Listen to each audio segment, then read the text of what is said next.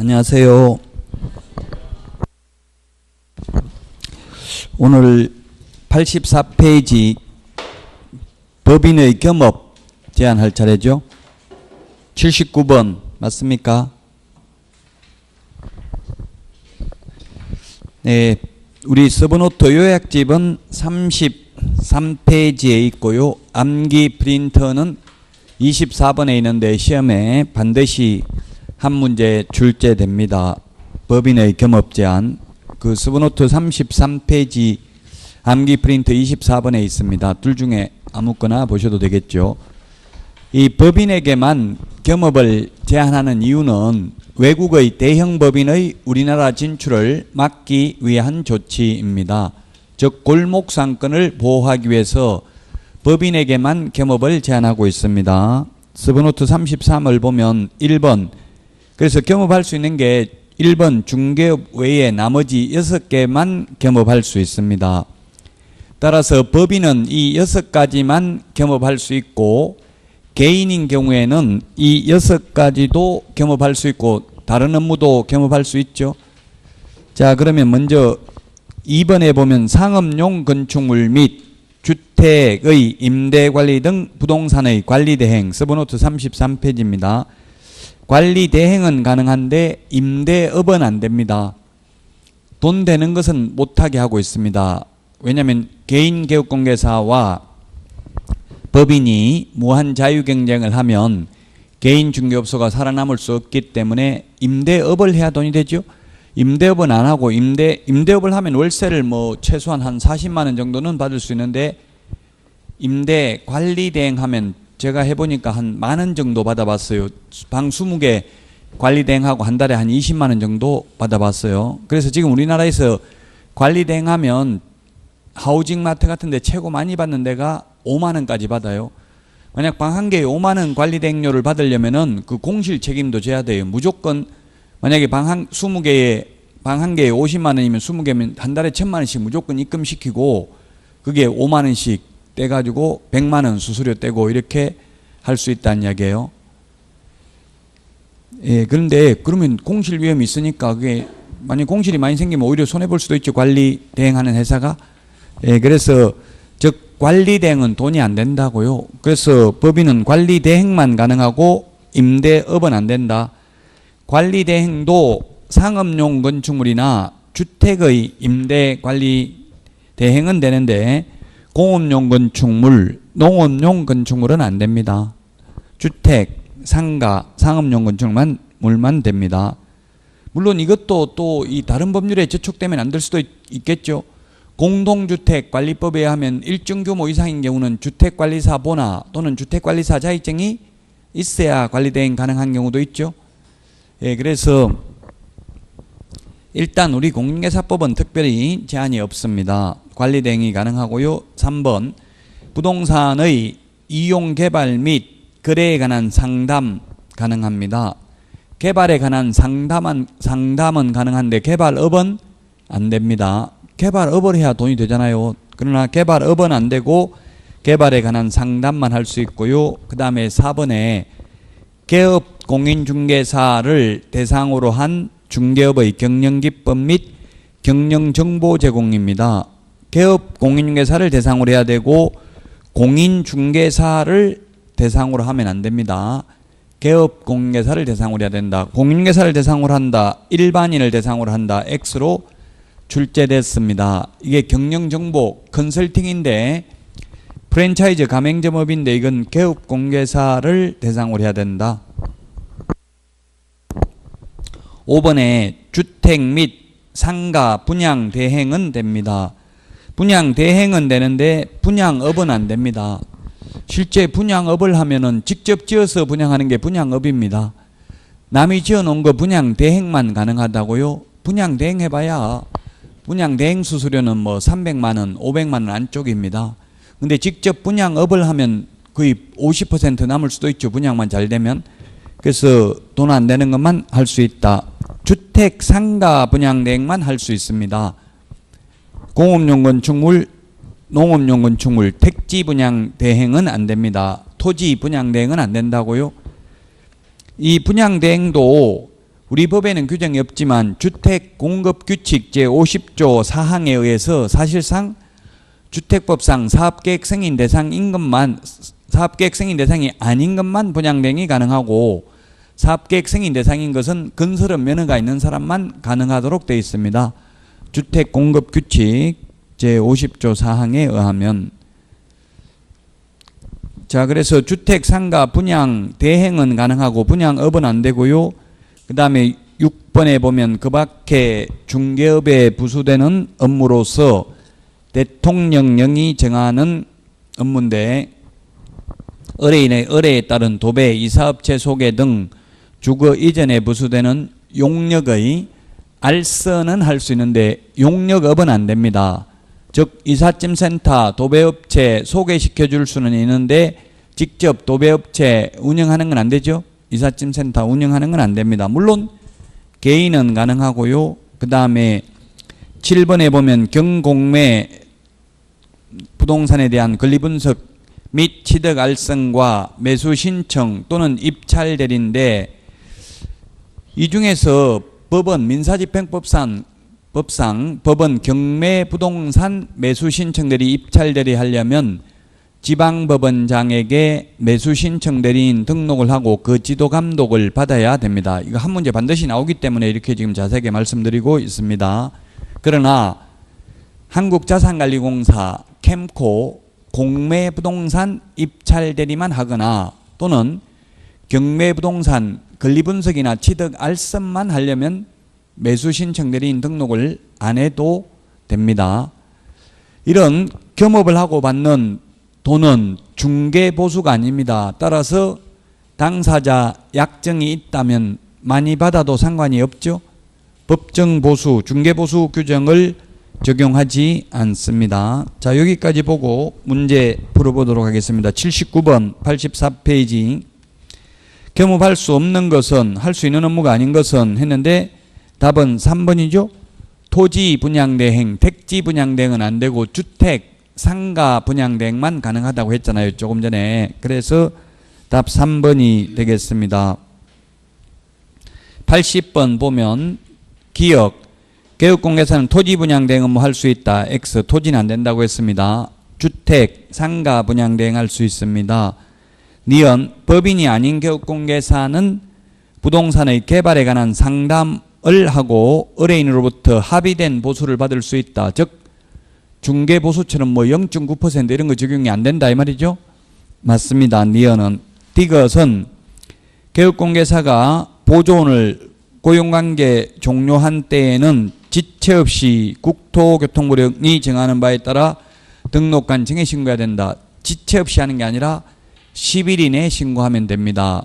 고용신고는 업무 개시 전에 신고해야 됩니다. 그래서 디귿 틀렸고, 리얼은 개업공개사 갑이 임차한 중개사무소를 개업공개사 을이 공동으로 사용하려는 경우 을은 개설 등록 신청 시 건물주 승낙서를 첨부해야 된다 했는데, 건물주 승낙서가 아니라 그 사무소를 사용할 권리가 있는 다른 개업공인중개사의 승낙서를 첨부해야 되죠. 예, 그래서 틀렸습니다. 따라서 답은 1번이 되겠습니다. 81번입니다. 옳은 것은 했는데, 모든 개업공개사는 개업공개사를 대상으로 한 중개업의 경영기법 및 경영정보 제공 업무를 겸업할 수 있다. 예, 법인은 6가지만 겸업할 수 있고 개인은 6가지도 할 수 있고 다른 업무도 할 수 있죠. 경영정보 제공하는 거 할 수 있습니다. 컨설팅 할 수 있습니다. 모든 개업공개사는 1번 맞습니다. 2번, 법인이 아닌 모든 개업공개사는 법인인 개업공개사에게 허용되는 겸업 업무를 모두 영위할 수 있다. 이게 틀렸네요.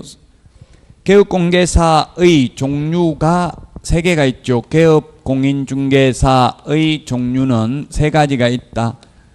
법인인 개업공개사가 있고 공인중개사인 개업공개사가 있고 법 7638호 부칙 제6조 2항의 규정에 의해서 등록을 한 것으로 보는 자, 편의상 중개인이라고 씁니다. 시험에 중개인이라는 말은 나오지 않습니다. 너무 길기 때문에.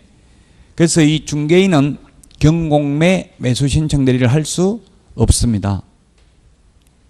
그래서 모든 개업공개사는 모든 업무를 겸업할 수 있다 X라고 경공매 매수 신청 대리 이거는 소위 중개인은 할 수 없습니다. 왜냐하면 이 매수 신청 대리 하려면 법률 지식이 좀 있어야 되죠. 인수되는 권리인지 말소되는 권리인지 이런 거 권리 분석도 할 줄 알아야 됩니다. 뭐 예를 들면 유치권 같은 거 인수된다 이런 걸 알아야 되는데 중개인 분들은 법 공부를 하지 않았잖아요. 자격증을 안 땄으니까 안 된다고요. 그래서 2번 틀렸고요. 3번 법인인 개업공개사는 부동산의 이용 개발 및 거래에 관한 상담 업무를 겸업해야 된다. 겸업은 할 수 있는 거지 반드시 겸업을 해야 되는 건 아니죠.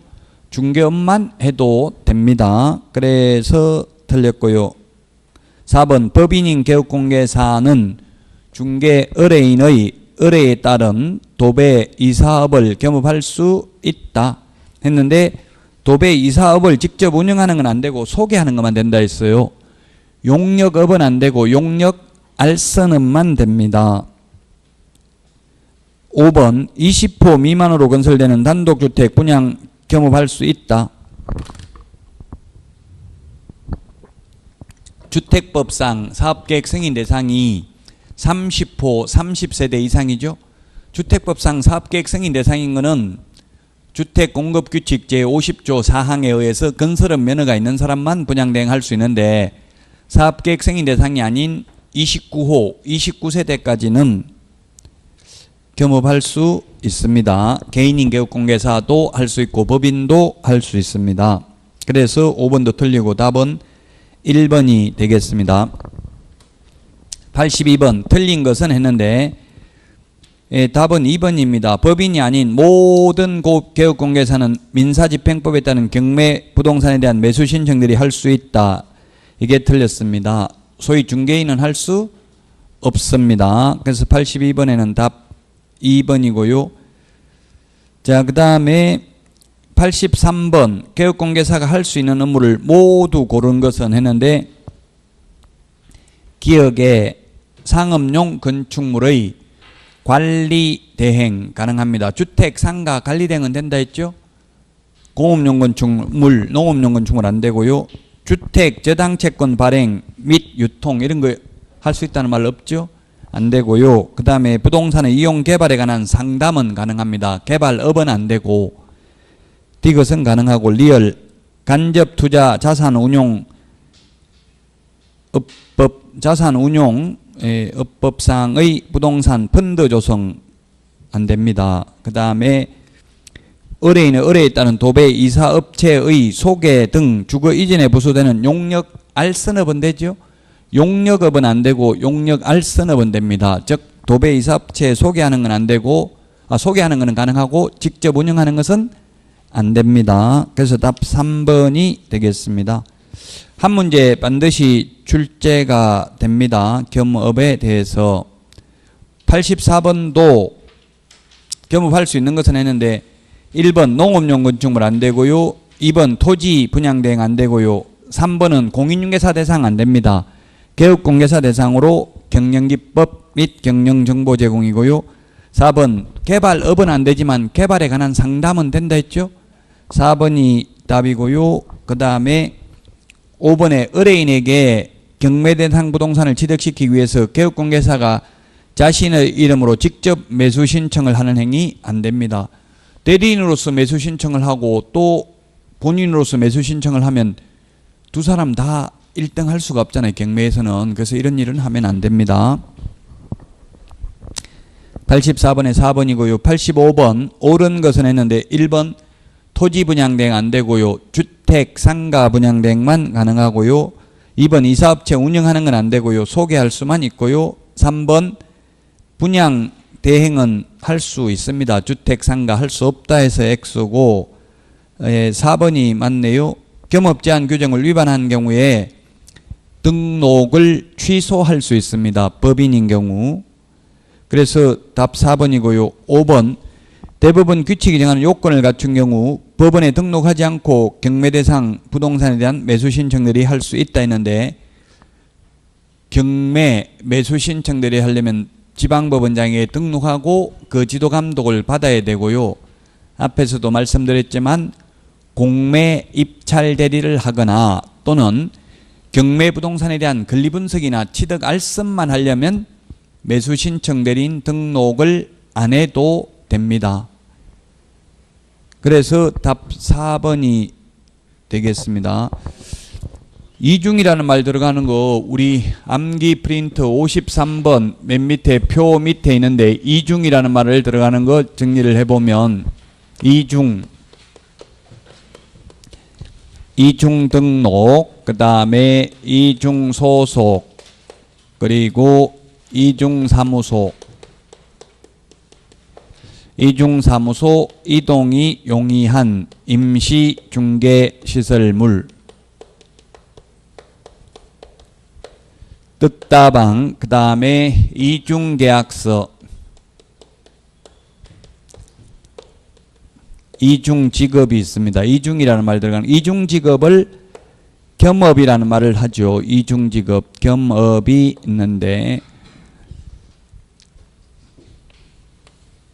이중등록, 이중소속을 하게 되면은 개업공인중개사는 절대적 취소사유, 반드시 등록을 취소하여야 합니다. 소속공인중개사가 이중소속을 하게 되면 소공이 소속공인중개사 줄임말, 개공이 개업공인중개사 줄임말인데, 소속공인중개사는 자격정지할 수 있습니다. 자격정지기간 중에 업무를 하거나 자격정지기간 중에 이중소속을 하면 자격을 취소하여야 합니다. 그 다음에 이중사무소, 이중계약서인데 개업공인중개사가 이중사무소, 이중계약서를 작성하거나 임시중개시설물 설치하면 임의적 취소 사유에 해당됩니다. 소속공인중개사의 경우에는 자격정지 사유에 해당이 됩니다. 이중직업을 가지면 개인은 타법에서 규제하지 않는 한 적법행위입니다. 그래서 개인은 뭐 담배도 같이 팔아도 되고 담배 소매업도 해도 되고요. 중개업소 바로 옆에 식당도 같이 운영해도 상관없어요. 계약서만 직접, 중개업무만 직접 개업공개사가 한다면 다른 직업을 가져도 상관없다. 그렇다고 해서 아예 빌려줘도 된다는 뜻은 아니죠. 빌려주고 딴 일하면 양도대위로 처벌받을 수 있겠죠. 그래서 대학생이 이런 질문을 했더라고요. 아버지한테 맡겨놓고 나는 학교 다니고 싶은데 자격증 따가지고 아버지가 따라고 해서 따서, 이렇게 국토부에 질문 올리니까 이중직업을 가지는 것은 법으로 제한하고 있지는 않는다. 다만 주된 중개업무를 보조원으로 하여금 하게 하면은 자격증 등록증 양도대여로 처벌받을 수 있음을 알려드립니다. 이렇게 하더라고요. 그런 건 안 물어보고 해야 되겠죠. 아버지가 달라고 하면 죽을 때 죽더라도 일단 줘야지. 그럼 댓글에 아버지가 그럼 아버지한테도 빌려주면 안 됩니까? 또 이렇게 질문했더라고요. 당연히 시험에 나오면 아버지 아니라 할아버지한테도 빌려주는 거는 안 됩니다. 이론적으로는 시험에는 시험 나오는 거하고 현실하고는 좀 달라요. 현실은 지금 10만 명의 개업공개사 중에서 약 2만 명은 빌려서 하고 있어요. 지금 정부에서도 알고 있지만 단속은 안 합니다. 안 하고 있다가 다만 문 닫고 도망가라고 미리 연락하고 단속해요. 도망 안 가면 단속해요. 가라고 하면 가야 돼요. 도망. 그래서 왜 도망가라고 하겠어요. 지금 자꾸 부동산 투기가 되고 막 계약이 계속 올라가고 이러면 잠시 문 닫으면 그날이라도 계약서 안 쓰면 좀 열기가 식을 걸로 보고 그렇게 하고 있어요. 관행적으로 우리나라는 지금도 서울도 단속한다더라고요. 서울하고 수도권 뭐 일부 과열지구, 지금 과열된 지역만, 지금 국지적으로 일부 지역만 과열되고 있죠. 거의 대부분은 지금 안 되고 있고요. 자, 그래서 겸업을 해도 된다고 해서 자격증을 빌려줘도 된다는 뜻은 아니다. 자, 그 다음에 법인인 경우에는 법 14조에 규정된 업무 6가지 업무 외에 하면 취소, 임취, 상취, 상등취, 임등취 다 같은 말입니다. 등록을 취소할 수, 임의적 취소다 이 말이에요. 취소할 수 있다. 그 다음에 이거 시험에 반드시 나옵니다. 이중이라는 말 들어가는 거 지문 한 개는 반드시 나와요. 시험에. 이중 등록, 이중 소속, 이중 사무소, 이동 용이한 임시중개시설물 소위 뜻다방, 요거는 1년 이하의 징역이나 1,000만 원 이하의 벌금에도 처합니다. 그러면 이중 등록을 하면 등록도 취소하고 1년 이하의 징역 또는 1,000만 원 이하의 벌금도 병과하겠죠. 병과라는 말도 시험에 출제됐어요. 병행해서 부과한다. 둘 다 부과할 수 있다는 뜻입니다. 그런데 징역하고 벌금은 병과하지 않죠. 징역 또는 벌금이지 징역 플러스 벌금은 없어요. 우리 공인중개사 시험에 나오는 법에는. 공인중개사 시험에는 없지만 다른 법에는 있어요. 예를 들면 변호사법이나 저작권법 이런 거 보면 저작권법 위반하면 5년 이하의 징역이나 5천만 원 이하의 벌금에 처하 5년 이하의 징역 플러스 또한 벌금 병과할 수 있다 이렇게 돼 있어요. 5천만 원 이하의 벌금을. 원래 저작권법은 여러분들은 우리 뭐 인터넷에 올리고 이런 거 아무 생각 없이 많이 하는데 저도 논문 쓰면서 알았어요. 박사학위 논문 심사하는 데는 5글자 이상 연속해서 계속되면 반드시 출처를 밝혀야 돼. 안 밝히고 그냥 나무 글을 자기 글처럼 쓰면은 그는 저작권법에 위반된다고요. 표절에 될 수 있다고요. 학위 취소될 수도 있어요. 요즘은 그 프로그램이 있더라고. 바로 프로그램 넣어버리면 표절률 몇 % 이렇게 나와요. 저도 표절률이 한 10% 정도 되는데 판례도 다 표절이에요. 판례 제가 한 게 아니잖아요. 판사가 한 걸 표절한 거잖아요. 근데 그는 판결을 뭐 각주에 다 달아놨기 때문에 표절로 나와도 문제될 건 없는데 어쨌든 놀랬어요. 저도 판결은 표절 아닐 줄 알았더만 판결문도 다 표절로 나오더라고요. 판례 인용하니까. 자, 그래서 이중이라는 말을 반드시 정리를 하셔야 된다. 여기까지 거기 91페이지 뭐 86번도 보면은 주택 분양 대행은 가능하고요. 이용 개발에 관한 상담 가능하고요.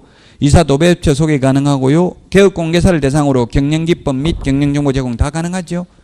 답 5번입니다. 그래서 시험에 이 겸업할 수 있는 거 반드시 시험에 출제된다. 취지는 외국 대형법인의 진출을 막기 위해서 골목상권을 보호하기 위해서 법인에게만 겸업을 제한하고 있다. 자, 그 다음에 91페이지 고용인입니다. 고용인은 직원입니다. 직원. 고용인이 직원입니다.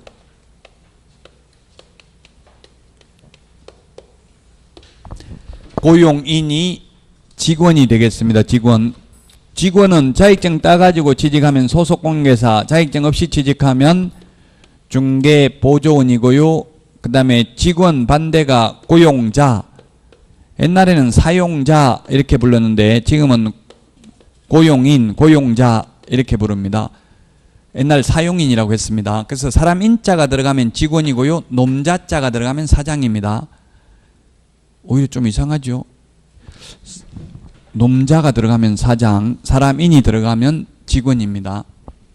그래서 옛날에 재미나는 일도 있었어요. 이명박 전 대통령이 대통령 당선자 이렇게 헌법에는 당선자라고 돼 있고요. 공직선거법에는 당선인이라고 돼 있어요. 서로 달라요. 그 표현이. 법마다 이게 아무 생각 없이 만들었기 때문에 다른 게 많아요. 그럼 굳이 두 개 충돌하면 뭘 따라야 돼요? 헌법이 더 우선한다고 봐야 되겠죠? 그럼 당선자 이렇게 언론에서 계속 나오니까 대통령직 인수위원회에서 놈자자 쓰지 말고 좀 좋은 말로 사람인으로 써라 해서 지금 요즘은 거의 당선인으로 통일해서 불러요. 그때부터 이명박 정부 때부터 언론에서 보도 지침을 그렇게 하라고 하니까 따라가죠. 지금은 당선이라는 말을 쓰는데 옛날엔 당선자라고 했어요. 헌법에 당선자라고 돼 있으니까. 어쨌든 이 놈자가 좋은 거예요. 놈자는 사장, 사람인은 직원이라고요. 결론은.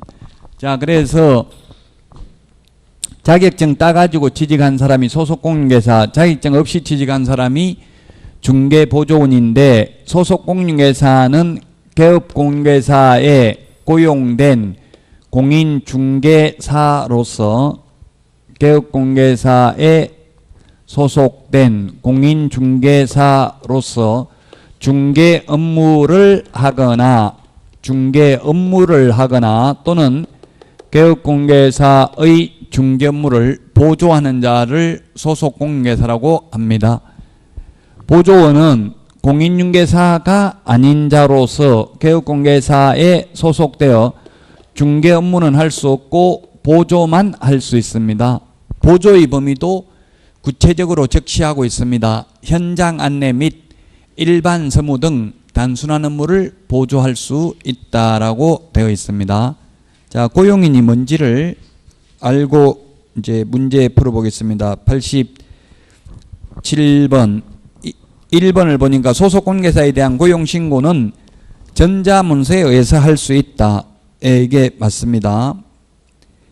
2번 보조원에 대한 고용신고를 받은 등록관청은 시도지사에게 거의 자격 확인을 요청해야 된다. 보조원은 자격증 있어요 없어요? 없잖아요. 보조원은 자격증 없으니까 소속공개사 자격 확인을 요청하겠죠. 보조원이라고 해서 틀렸습니다. 소속공개사라고 하면 맞습니다. 그 다음에 3번도 역시 보조원이라서 틀렸습니다. 실무교육은 소속공개사 될 사람이 미리 받죠. 보조원이 될 사람은 직무교육을 받아야 됩니다. 실무교육, 직무교육, 매수신청 대리 실무교육 이 세 개는 사전교육입니다. 연수교육하고 거래사고 예방교육은 사후교육입니다. 교육제도는 암기 프린트 53번에 5개가 정리되어 있습니다. 그래서 3번도 틀렸고요. 4번 고용관계 종료 신고는 사후 10일 이내에 우리 암기 프린트에 10일, 7일 다 정리되어 있죠. 고용관계 종료 신고는 사후 10일 이내 고용신고는 업무 개시 전에 해야 되죠. 그래서 4번 틀렸고요. 5번 외국인을 소속공개사로 고용하는 경우에는 자격증은 외국인 등록번호만 치면 다 인터넷에 뜨더라고요. 그래서 자격증은 제출하지 않습니다. 우리 암기 프린트 51번에 1번부터 5번까지 자격증 제출, 미제출이 있는데 1번 등록 신청 51번 암기 프린터, 2번 분사무소 설치 신고, 3번 소속공개사 고용 신고는 자격증 4번 미제출이죠. 4번에 거래정보사업자 지정 신청, 5번에 매수 신청 대리인 등록 신청의 경우에는 자격증 4번 제출입니다. 자, 그래서 외국인의 경우 자격증은 제출하지 않고요. 다만 외국인은 우리 암기 프린터 2번에 보면 등록 신청 서류, 암기 프린트 2번에 보면 등록 신청 서류에 거기 동그라미 4번에 보니까 외국인의 경우 그 국가에 주재하는 대한민국 영사관이 확인하는 공정서류나 정명서류 또는 아포스티유 확인서 이 둘 중에 하나를 제출해야 됩니다. 이게 바로 뭐냐 하면 결격 사유에 해당되지 않음을 입증하는 서류가 되겠죠. 우리나라 사람은 결격 사유에 해당되지 않음을 입증하는 서류를 제출할 필요가 없습니다. 등록관청이 직접 확인을 합니다. 그래서 답은 1번이 되겠습니다. 자, 그러면 전자문서 불가능한 거, 전자문서가 불가능한 거 한번 살펴보도록 하겠습니다. 전자문서가 안 되는 거, 전자문서가 불가능한 것입니다. 전자문서 불가능한 거 처음에 휴업신고, 그 다음에 폐업신고 안 됩니다. 전자문서가. 왜냐하면 휴폐업은 등록증 원본을 반납해야 됩니다. 우리 암기 프린트 51번에 27번인가? 27, 28, 29, 30에 있습니까? 27번, 28번 등록증 반납하라고 돼 있죠? 반납하러 가야 된다고요. 그래서 방문신고만 가능하고 전자문서가 안 된다고요. 휴폐업 신고는. 자, 그 다음에 또 안 되는 게 뭐가 있냐면은 단독으로 부동산 거래 신고입니다.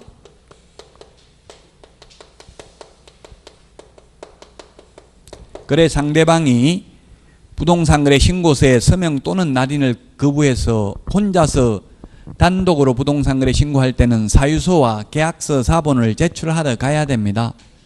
다만 계약 일방 당사자가 국가 지자체여 가지고 국가 등이 단독으로 부동산 거래 신고할 때는 전자문서 가능합니다.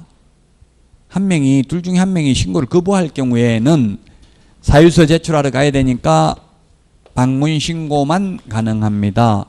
그 다음에 대리인이 부동산 거래 신고할 때에도 대리권을 증명하는 본인의 자필 서명이 있는 위임장과 본인의 신분증 사본 제출하러 가야 되죠. 그래서 방문 신고만 가능하고 전자문서가 안 됩니다. 그 다음에 정정신청이 있는데 정정신청, 해제신고나 변경신고는 법정서식이 있습니다. 근데 정정신청은 법정서식이 없고요. 신고 필정에다가 정정사항을 고쳐서 제출하러 가야 됩니다. 그래서 전자문서가 안 됩니다. 그 다음에 면적 변경 없이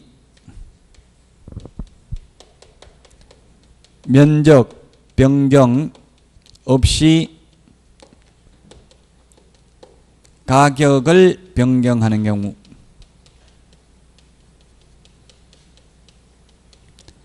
면적 변경 없이 가격을 변경하는 경우에도 계약서, 사본 등 증빙서류를 제출하러 가야 됩니다. 따라서 이건 전자문서가 불가능한 겁니다. 시험에 전자문서 가능 불가능이 나왔어요. 고용신고하고 인장등록은 전자문서 가능하다고 작년에 신설됐어요. 고용신고와 인장등록은 전자문서가 가능하다. 전자문서 가능하다는 말은 그냥 인터넷으로 할 수 있다는 이야기죠.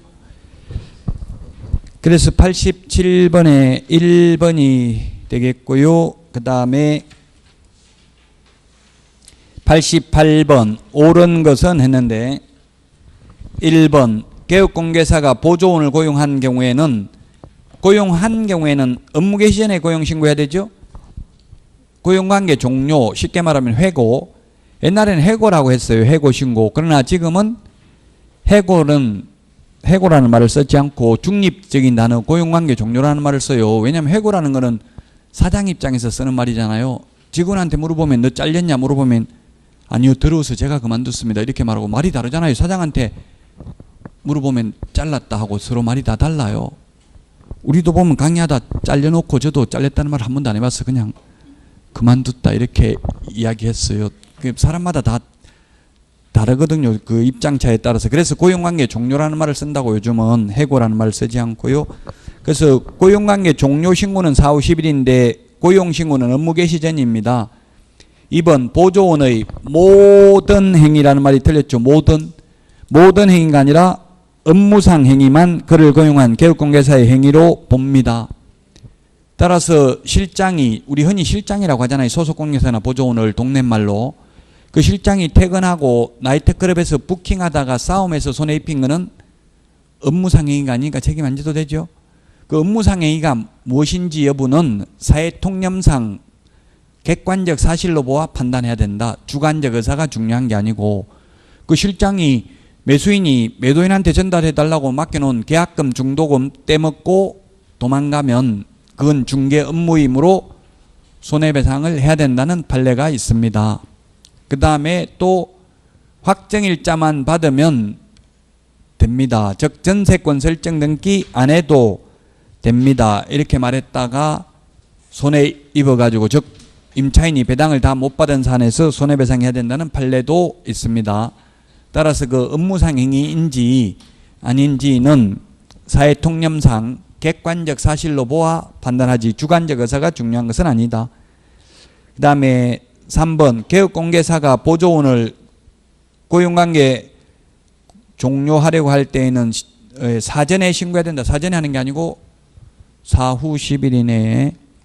4번 소속공개사를 고용한 경우 소속공개사 자격증 사본 제출하지 않는다. 예, 제출하지 않는다고 했죠. 암기 프린트 51번에 제출 전부 반납해야 되는 서류 51개를 정리해놨습니다. 네, 자격증은 제출하지 않는 이유가 자격증 관리대장은 전자적 처리가 불가능한 특별한 사유가 있는 경우를 제외하고는 전자적 처리가 가능한 방법으로 작성 관리되고 있어요. 그 제가 등록 신청해 보니까 소속공개사 고용 신고해 보니까 그냥 주민등록번호 입력하니까 그 담당 공무원 컴퓨터에 다 뜨더라고. 자격증 언제 땄는지 어디서 땄는지 이게 다 떠요. 그걸 이제 시도이사에게 확인 요청한다고 돼 있는데 사실상은 그 뭐 전화해가지고 요청하는 게 아니라 인터넷으로 보면 다 뜬다고요. 주민등록번호만 입력하면. 그러니까 제출할 필요가 없어요. 근데 어떤 또 시군구에 가니까 저보고 제출하라더라고요. 그래서 제가 그 제출하라는 말 없고 전산으로 다 확인된다고 했는데 왜 제출하라고 하냐 이러니까 혹시 또 잘못됐는지 보려고 이렇게 이야기하더라고요. 그래서 자꾸 제출 안 한다고 하니까 법대로 하겠다니까 그러면 제가 단속 나갈 수도 있습니다. 이래서 할 수 없이 저도 또 제출했어요. 근데 이런 말을 하면 안 되는데 시험에 나오면 헷갈리는데 어쨌든 시험에 나오면 제출 안 한다고요. 그 현실하고 또 다르더라고. 또 현실은 원래 아까 그 이런 말 또 안 해야 될 걸 자꾸 했는데 이제 다시는 안 하겠습니다. 예를 들면 그 사무소도 건물주 승낙서가 아니라 그 개업공개사 사용 승낙서만 있으면 된다고 돼 있잖아요. 시험에는. 근데 현실적으로는 건물주 승낙서를 제출하라 하더라고. 그래서 제가 법에도 없는데 그 개업공개사 사용 승낙서만 있으면 되는데 왜 건물주 하라고 하니까 원래 다른 것도 다 그렇게 한대요. 건물주 동의 없으면 원래 임대차 계약이 안 되잖아요. 그 다른데 전대하면 안 되잖아요. 그래서 그 건물주가 알아야지. 건물주도 몰래 그러면 하는 게 되냐 이렇게 해서 건물주 동의 받아 오라고 하더라고. 현실은. 이제 말하지 않겠습니다. 시험에는 건물주 동의 받아야 된다. X로 나왔다고요. 누구 동의만 받으면 된다? 그 개업공개사 사용승낙서만 받으면 된다. 시험 이제 100일 남았는데 시험에 안 나오는 거 이야기해가지고 헷갈릴 수 있으니까 오늘 100일이죠. 또 100일주 많이 먹고 포기하는 사람 많아요. 술 채가지고 그 다음부터 안 나와가지고 너무 100일주 많이 드시지 마시라고요. 이제 100일 남았으면 카운트다운 하면서 하면 좋아요 안 좋아요? 이제 99일 남았다 이렇게 하면 좋냐고 안 좋냐고. 그게 실험을 해보니까 사형수한테 사형 99일 남았다 100일 남았다 카운트하니까 되기 전에 죽어버리더래요. 그 너무 그게 하다 보니까 스트레스 받아가지고 100일 되기 전에 죽었대요. 그래서 막 잊어버리고 그냥 공부하는 게 나아요. 그 너무 신경 써버리면 불안해가지고 공부는 되지도 않고 막 또 오늘 중개사법 좀 하려고 보니까 다른 사람 공법 보고 있네. 또 불안해가지고 공법 좀 봤다가 또 하니까 다른 사람 다 민법 보고 앉았네. 그러니까 또 불안해서 또 민법 접근했다가 제대로 공부되지가 않아요. 불안해서. 그러면 그냥 내 스케줄대로 해야 돼. 너무 가장 좋은 거는 그날 들은 과목 조금 보고 나머지 한 30분 정도는 공부 최소한 하고 그 다음에 남는 시간에 이제 다른 거 부족한 과목 하시면 돼요. 너무 남하는 거 따라서 하지 말고. 이제 지금부터는 페이스 관리 잘 하셔야 됩니다. 너무 밤늦게 저도 막 요즘 계속 우리도 뭐 원고 써야 되고 저도 해야 되는 게 많아요. 여러분들보다 어찌 보면 더 많이 벌 수도 있어요. 이거 책도 쓰라 갑자기 뭐 출판사에는 금방 책 며칠까지 내라 이러면 그게 원고 마감 그 시간이 딱 있기 때문에 굉장히 힘들어요. 저도 어제 막 3시까지 봤는데 늦게까지 하고 나니까 이게 잠이 안 오더라고. 12시 넘어버리면 잠이 안 와요. 오히려 빨리 자야 잠이 오는데. 그러니까 페이스 관리 잘 하라고요. 새벽 3시 4시까지 하다가 보면 힘들 수 있어요. 지금부터는 가급적 12시 안에 자고 아침에 이게 가장 좋은 거는 시험 보기 1시간 전에 일어나는 게 가장 두뇌 활동이 좋대요. 그러면 시험을 9시부터 보나요? 8시 반까지 입실해가지고 9시부터 보죠. 8시에 일어나는 게 좋은데 그게 되냐고. 현실적으로 불안해서 8시에 일어나가지고 갈 수는 없죠. 그 가는 시간 있고 그러니까 일찍 일어날 수밖에 없어요. 저도 시험 볼 때 그런 일 많았어요. 새벽 5시에 일어났다가 막 가서 골이 아파가지고 앉아있기도 힘들더라고. 그 머리 뭐 문제 풀어도 들어오지도 않아요. 컨디션 안 좋으면. 그러니까 컨디션 관리 한 1시간 반 전이나 빨라도 2시간 전에 일어나야지 너무 새벽에 일어나면 안 좋다고요. 그게 9시에 시험 보면 최소한 7시 이후에 일어나야 돼요. 그러면 지금 딱 12시 안에 자가지고 한 7시까지 최소한 8시간 정도 자는 게 좋다고 돼 있거든요. 그럼 한 11시에 자고 7시에 일어나거나 이런 걸 계속 앞으로 100일 동안은 그 패턴을 유지하라고요. 갑자기 이게 잠자리 시간 바꾸면 또 잠도 안 와요. 그 저도 와이프하고도 안 맞아요. 패턴이. 저는 맨날 집에 가면 지금 오늘도 집에 가면 12시 넘어 집에 가면. 근데 그 뭐 미리 저녁부터 자고 있어요. 코 골고 자고 있다가 그러면 이제 일어나가지고 그때부터 잠 못 자게 하고 이제 난 자야 되는데 그럼 어떨 때는 막 죽이고 싶더라고. 잠 못 자게 하니까. 그런 분노를 느끼면 안 되죠. 사람이 편해야 되지. 그러니까 페이스 관리를 잘 하시라는 이야기예요. 지금부터 이제 100일 동안. 자, 그래서 답은 88번의 답 4번입니다. 4번. 네, 자격증 등록 신청할 때 51번에 암기 프린트 있죠. 등록 신청할 때 분사무소 설치 신고할 때 소속 공개사 고용 신고할 때는 자격증 제출하지 않는다. 암기 프린트 51번에 1, 2, 3번에 있습니다. 5번은 소속 공개사는 중개인에 사용할 인장으로 인감증명부에 따라 신고한 인장을 등록해야 된다. 아니죠. 인장은 그냥 가로 세로 7mm 이상 30mm 이내의 실명도장, 그냥 목도장 이런 거 아무거나 막도장 찍어도 된다고. 옛날에는 인감도장이었어요. 근데 지금은 인감도장 아니라도 되고 그냥 실명도장이면 되고, 다만 법인의 경우에는 법인 인감도장이어야 되죠. 개인은 인감도장일 필요 없고 실명도장이면 된다. 아바타, 닉네임, 예명, 가명 쓰면 안 되고요. 실제 성명이 나타난 인장이면 됩니다. 우리 개인 인장은 크기 제한이 있지만 법인은 크기 제한도 없어요. 그냥 법인 인감도장이면 된다. 자, 그 다음에 지금 문제가 거의 중국 비슷비슷하니까 여러분들이 풀어보시고, 옳은 거 90번 옳은 거 보겠습니다. 89번은 생략하고, 그 89번 답은 2번입니다. 또 생략하려니까 자꾸 마음에 걸리는데 7일이 아니고 뭐에 고용관계 종료 신고는 10일이죠. 10일. 자, 그 다음에 90번 옳은 것인데 1번 법인이 아닌 개업공개사의 소속공개사는 실무교육 이수하지 않아도 된다 했는데, 모든 소속공개사 될 사람 다 실무교육 받아야 됩니다. 법인의 모든 임원 사원도 다 받아야 되죠. 그래서 1번 틀렸고요. 그 다음에 2번 소속공개사는 부동산 거래 신고 업무를 대리할 수 없다 했는데, 신고서 제출은 대행할 수 있습니다. 소속공개사는. 보조원은 제출 대행도 안 되죠. 소속공개사만 제출을 대행할 수 있습니다. 3번 보조원은 소속공개사가 될 수 없지만 소속공개사는 개업공개사가 될 수 있다. 예, 보조원 소속공개사 될 수 없고요. 소속공개사도 개업공개사 될 수 없습니다. 그만두고 개업해야 된다고요. 개업하려면. 틀렸습니다. 그래서 그런 질문 많이 해요. 자격증이 있다고 하면 오히려 취직하기 어려울 수도 있거든요. 그 자격증 안 땄다고 거짓말하고 취직하면 안 됩니까? 묻던데, 원칙적으로 안 된다고 봐야 돼. 고용신고를 한다는 전제하에서. 고용신고하면 다 떠요. 주민등록번호 치면 다 나온다고 했잖아요. 그 자격증 딴 게. 그래서 원칙적으로는 거짓말 안 돼요. 그래서 그래 여러분들이 그냥 자격증 땄냐 이렇게 면접 가서 사장이 물으면, 예, 딱 60점 겨우 받아가지고 재수로 합격했습니다. 이렇게 겸손하게 이야기해야 돼. 예, 85점 받았습니다. 이러면 안 받아줘요. 재수 없다고. 사장도 60점 겨우 받아가지고 합격했는데 나보다 더 잘 받고 이러면 기분 나쁘죠. 예, 남 잘 되는 거는 별로 안 좋아해요. 예, 그리고 또 뭐 개업할 거냐 이런 거 물으면 아닙니다.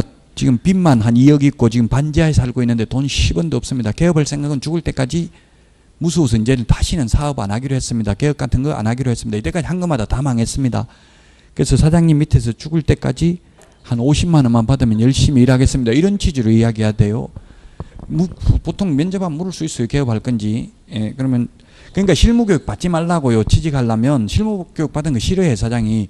실무교육 받았다는 건 이거 1년 안에 개업하려고 받았다 이런 생각을 할 수 있거든요. 그래서 실무교육 받았냐 물으면 그거는 뭐 하는 건데 그런 것도 받아야 됩니까? 이렇게 모르는 척하고 그렇게 물어야 돼요. 그러면 얘는 아무것도 몰라서 개업은 못하겠다 이런 생각을 하겠죠. 그러면 받아야 된다 하면 이제 그때 받아라고 시간 준다고요. 그때 받으면 돼요. 미리 받아놓으면 1년 안에 개업하든지 취직하든지 둘 중 하나 해야 되잖아요. 안 하면 다시 받아야 되니까 1년 안에 안 하면. 굳이 물론 본인이 진짜 꼭 개업하려고 맘먹으면 해야 되겠지만 실무교육 아니면 미리 받아놓을 필요는 없어요. 자, 그 다음에 4번 개업공개사의 과실로 의뢰인에게 재산상 손해를 입힌 경우 양벌 규정에 의해서 소속공개사도 공동책임이 있다. 사장이 잘못하면 사장만 책임지고요. 직원이 잘못하면 직원하고 사장하고 공동으로 책임진다 이 말이에요. 그래서 지금 사장이 잘못하면 직원 책임은 없죠. 양벌 규정은 양쪽을 벌하는 건데 직원이 잘못했을 때 사장도 벌하는 게 양벌 규정이지 사장 잘못하면 직원도 벌할 수는 없죠.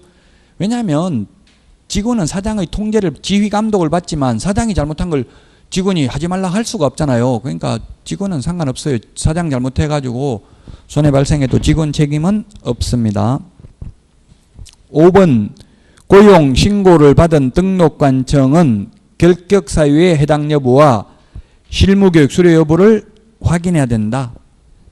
다만 외국인인 경우는 확인할 길이 없기 때문에 외국인 스스로 결격 사유에 해당되지 아니함을 입증하는 서류를 제출하여야 합니다.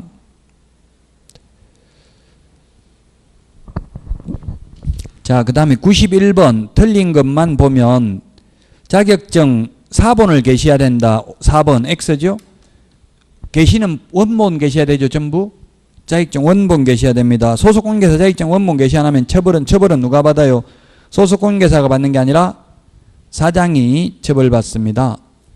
그 다음에 92번 보겠습니다. 다 중복되니까 답만 보면 92번 1번 법인의 임원은 이중 소속될 수 없습니다. 그 다음에 고용인의 업무상 행위는 그를 고용한 개업공개사의 행위로 봅니다. 그래서 틀렸고 3번 보조원은 서명 날인할 의무는 없습니다. 다만 개업공개사와 함께 서명 날인해도 법 위반은 아닙니다. 보조원이라 하더라도. 그 다음에 4번은 1개월 이내 신고하는 게 아니라 고용관계 종료되면 10일 이내. 답은 5번입니다. 보조원은 업무정지 할 수 없죠. 업무정지는 개업공개사에게만 업무정지할 수 있습니다. 5번이 답입니다. 93번입니다. 옳은 것은 했는데 소속공개사에 대한 고용신고를 받은 등록관청은 자격증 발급한 시도의사에게 그 자격 확인을 요청해야 된다. 그래서 자격증 사본을 제출할 의무가 없습니다. 자격 확인 요청해야 된다 돼 있는데 실제로는 인터넷에 다 뜬다. 주민등록번호만 입력해도. 그래서 1번이 맞고요. 2번은 고용신고 10일 이내가 아니라 업무개시 전입니다. 고용을 한 경우에는. 3번 소속공개사는 고용신고일 전 1년 이내에 직무교육 받아야 되는 게 아니라 실무교육 받아야 되고요. 보조원이 될 사람이 직무교육 받죠. 그 다음에 4번 보조원의 업무상 행위는 그를 고용한 개업공개사 행위로 추정하는 게 아니라 본다. 5번 보조원의 업무상 과실로 인한 불법 행위로 의뢰인에게 손해를 입힌 경우 개업공개사가 손해배상 책임을 지고 직원은 책임지지 않는다. 직원도 당연히 잘못한 사람 했으니까 책임 있죠. 민주주의는 자기 책임주의 원리가 있어요. 자기 잘못한 본인은 반드시 책임져야 돼요. 다만 개업공개사에게도 책임을 묻고 있는 거지 직원 잘못했을 때 사장에게만 책임이 있고 잘못한 직원 책임이 없는 것은 아니다. 93번에 1번입니다. 여기까지 하고 쉬었다가 99페이지 인장 등록부터 하도록 하겠습니다.